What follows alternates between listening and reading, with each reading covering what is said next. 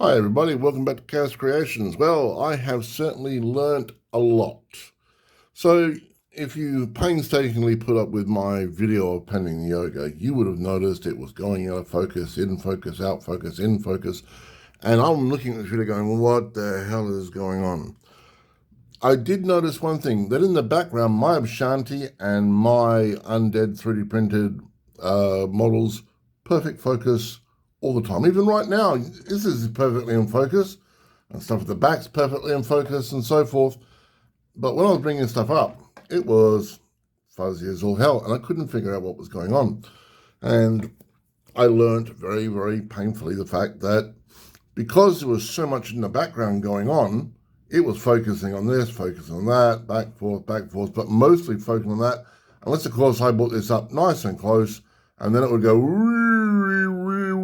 oh, now we're in focus for a while. No, we're not. Yes, we are. No, we're not. Yes, we are. So I have to behave myself when I do videos and not have so much on the table. Now, I have a small painting table as it is, so I'm going to have to do some, I don't know, maybe install some sort of like shelving somewhere. I don't know, the room is very small. So 90% of stuff what's on this table, apart from paints, brushes, water, and a few other things, the table should be completely empty. Also, lighting, I found that I had the light too close just off camera, and it was very bright, which is great, but it just wasn't doing too well. So this is staying in focus quite easily. So I wanted to just give you a quick rundown of what I did before. So I painted this completely white, not the skeleton on top because he's not 3D printed. Then I painted it black, and then I dry brushed it in cream, and as you can tell, I've dry brushed it in white. Now I'm just going to go through the process very quickly again with you of what I did with the ogre, with this miniature, and hopefully we can get a better production. So bear with me. Now I have been looking at some of these brush soaps and so forth. Now these brushes are from my local hardware store, Bunnings, for a couple of bucks. I'm not going to use it on those, but some of the nicer brushes I've got, I would like to maintain them.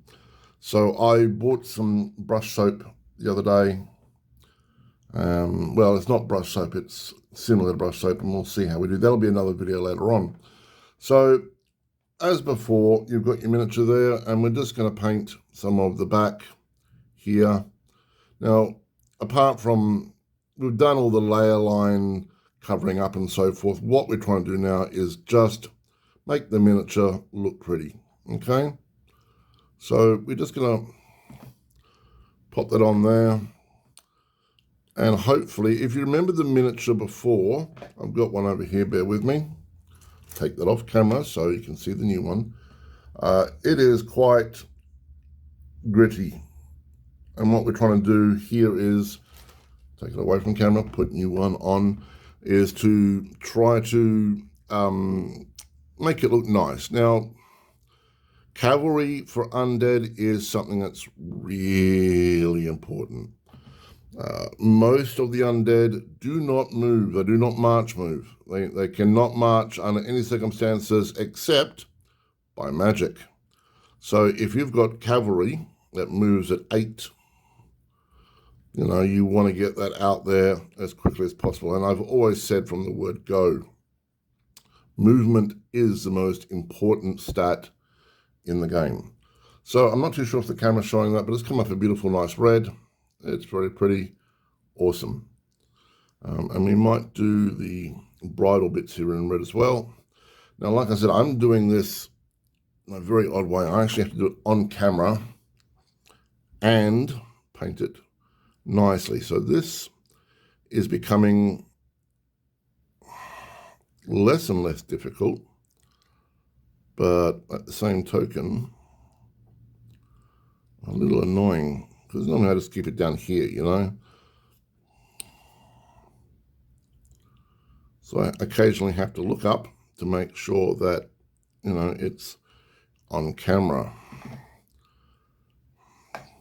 So I hope everyone out there in internet land is having a good day. It's a Friday here in Perth, Western Australia, getting up towards Christmas.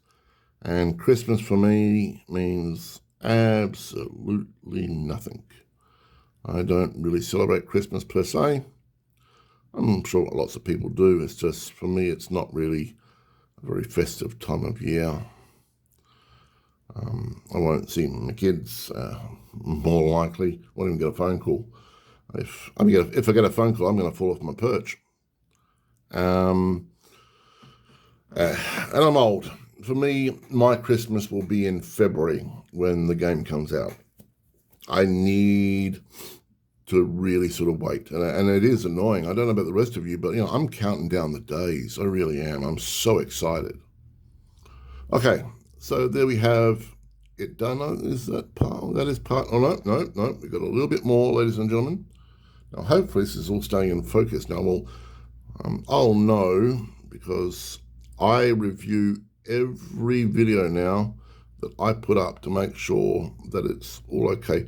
The only reason I allow the ogre one to go up is because it teaches me everything that I did wrong over and over again. So I watched that video late last night twice, and I watched it again this morning and cringed and went,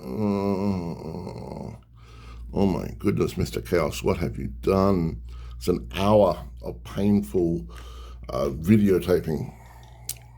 But I'm learning by my mistakes, which is always a good thing. At 55, I'm still learning, which is handy. All right, so I'll bring out some skeleton horde now, which is the most of the body, let's face it. And there's a hair a bit on top. I'm going to do that in skeleton horde. Actually, no, I'll do that in a nice brown color. Why not? Let's just do something slightly different. I've got my skeleton horde now. This is starting to run low. I desperately need to buy more of this. But unfortunately, money. One of my friends mentioned I should start up a Patreon or something and get people to give me money and, I don't know, give them videos early or give them extra prizes and such.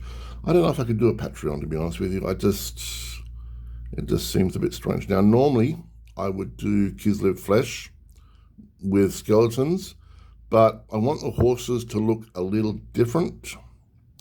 So there's no Kislev flesh on these.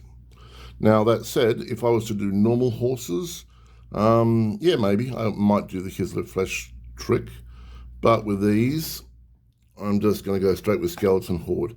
Now, there is nothing wrong with just going straight with skeleton horde. Nothing wrong at all. Many people do it, and they get fantastic results, and good on them. I am just a little bit more of a... See, I can't say old school player because old school uses just skeleton horde, but I want my undead to look really different. So I guess for me, the Kislev flesh is just a nice way of doing it. It just makes it stand out a bit more, I guess. I mean, don't get me wrong, look, that's a nice brown. It's pretty good. But for me, the Kislev flesh is just that little bit extra. It's a pain in the butt because it adds an extra layer that you need to do. But once I put it on there, the satisfaction I get from seeing that, that sort of like dark, fleshy tone is absolutely beautiful.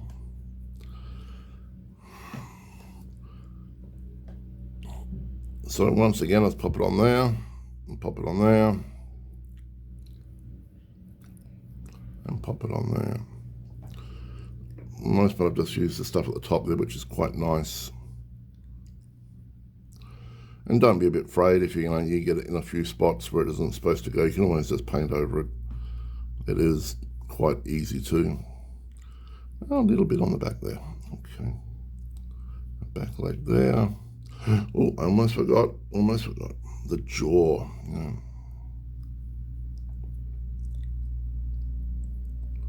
Okay.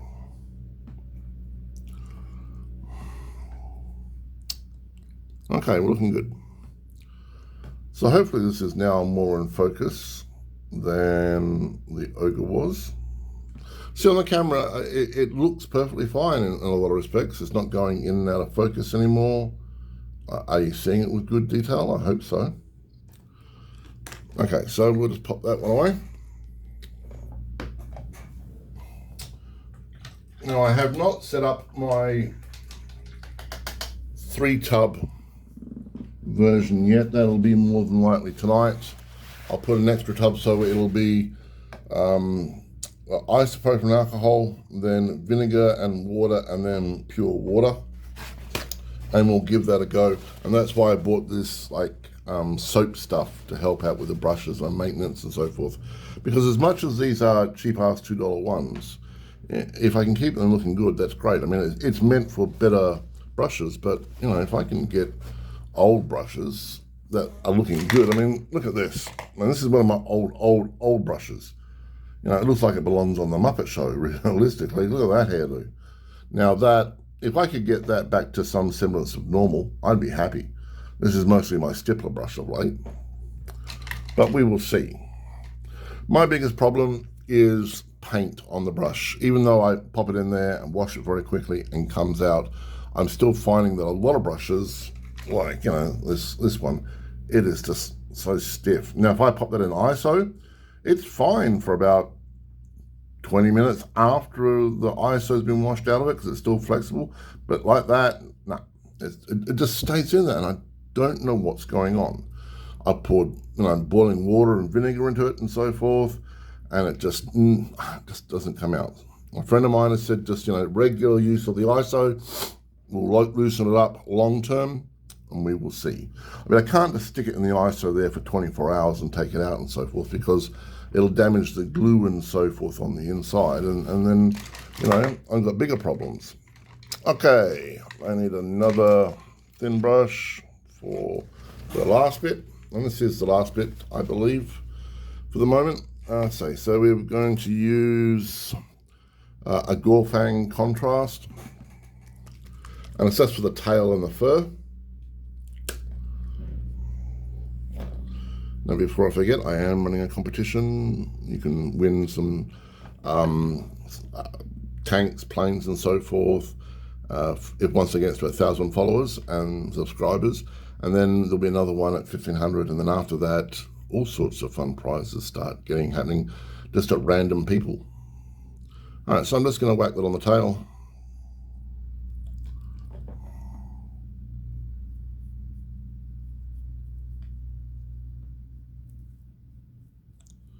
Now, I will do a dry brush over that later on with something or other. I'm not too sure which. And the fur here, once again, it'll get dry brushed later on with more than likely a tan color or a very light brown.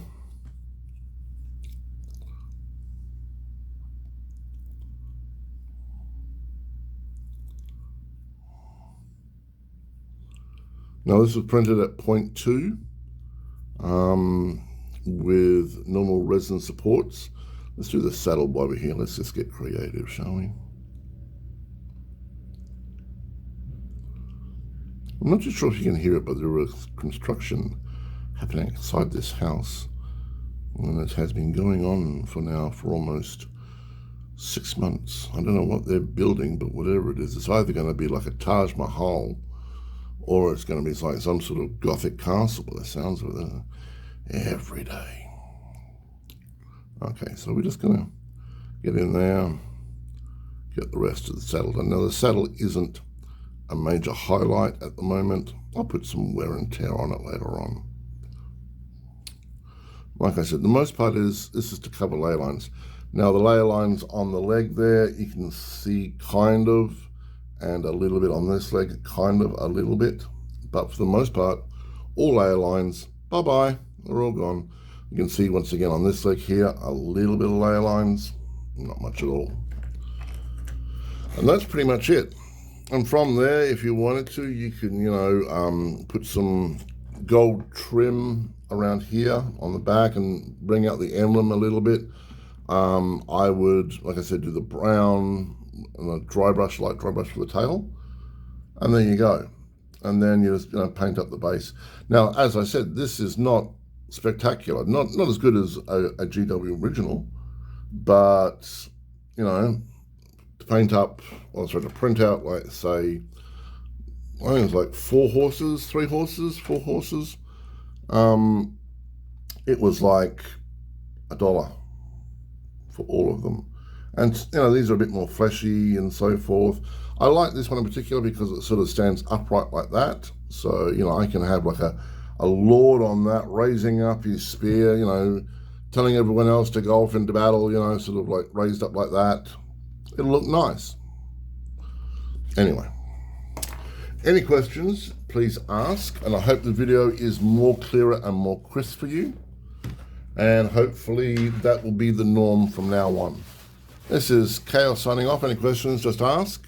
I've got some shanty to do this afternoon and this evening. Everyone take care. Remember, love the game, love life. Chaos out.